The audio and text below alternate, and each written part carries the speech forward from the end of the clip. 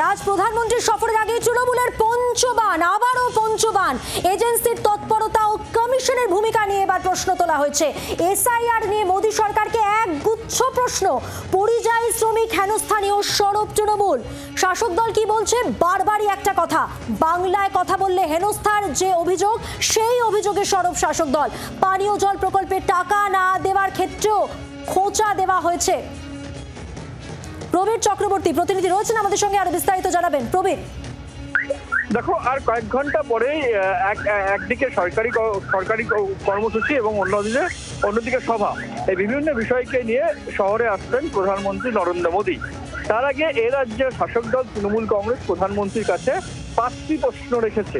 সেই 5টি প্রশ্ন, একদিকে হচ্ছে সংবিধান সংশোধন করা, ইডিকে ক্ষমতা দেওয়া, যে এবং এই যে দুর্নীতি নিয়ে যে সংবিধান সংশোধন করার কথা বলা হচ্ছে, যে বিল এসেছে, সেই বিল নিয়ে প্রধানমন্ত্রীর কাছে প্রশ্ন তোলা হয়েছে যে কিভাবে ইডিকে ক্ষমতা দেওয়া হচ্ছে, বা সেই বিলে যা রয়েছে সেক্ষেত্রে দাঁড়িয়ে ইডির একদিকে সাকসেস রেট, পাশাপাশি দাঁড়িয়ে অন্যান্য রাজনৈতিক দল থেকে বিজেপিতে যাওয়া বা যেসব বিজেপি নেতার বিরুদ্ধে অভিযোগ আছে তাদের বিরুদ্ধে কি ব্যবস্থা নিয়েছে প্রধানমন্ত্রী, সেই প্রশ্ন রয়েছে।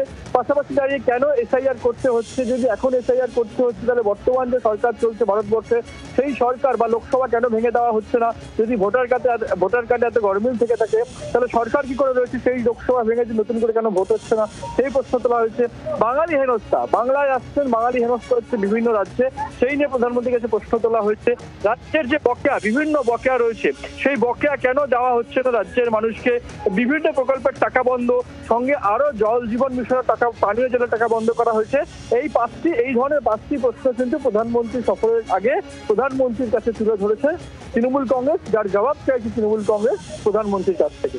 মধুমন্ত্রী, প্রবীর, তুমি আমাদের সঙ্গে থাকো। পঞ্চবান তৃণমূলের এজেন্সির তৎপরতা, কমিশনের ভূমিকা নিয়ে যেমন প্রশ্ন রয়েছে, এসআইআর নিয়েও প্রশ্ন রয়েছে, একগুচ্ছ প্রশ্ন।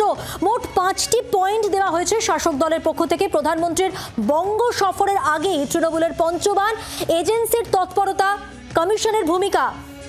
এই মুহূর্তে সুকান্ত মজুমদার রয়েছেন আমাদের সঙ্গে টেলিফোন লাইনে। সুকান্ত বাবু, তৃণমূলের এই পঞ্চবান নিয়ে কি বলবেন? একাধিক ইস্যু নিয়ে প্রশ্ন। দেখুন, তৃণমূল কংগ্রেস বাংলার মানুষকে বোকা বানানোর চেষ্টা করছেন, তার থেকে বেশি কিছু নেই। গতকালই শিয়ালদা চত্বরে মুখ্যমন্ত্রী মমতা বন্দ্যোপাধ্যায়ের রাজত্বে একজনকে বাংলা বলার জন্য হেনস্থা হতে হয়েছে। তারপরে উনি বাঙালির কথা তৃণমূল কংগ্রেস জোর গলায় বলছে, এটা আমার মনে হয় এটা ভাবের ঘরে চুরি করা, তার থেকে বেশি কিছু নয়। এসআইআর 2002-3 হয়েছিল, এসআইআর এবারও হচ্ছে, কোনো অসুবিধা নেই। আমাদের সেই জন্য তৃণমূল কংগ্রেস শুধুমাত্র পলিটিক্যাল এজেন্ডা ফুলফিল করার জন্য এগুলো করছে। সমস্ত কিছু উত্তর বাংলার জনগণ 26-এ দিয়ে দেবে। অনেক ধন্যবাদ। কথা বললাম বিজেপি সাংসদ সুকান্ত মজুমদারের সঙ্গে। প্রধানমন্ত্রীর সফরের আগে তৃণমূলের পঞ্চবার, একাধিক ইস্যু নিয়ে তৃণমূলের প্রশ্ন। বাংলার আওয়াজ, বাঙালির আবেগ, জি 24 ঘন্টা।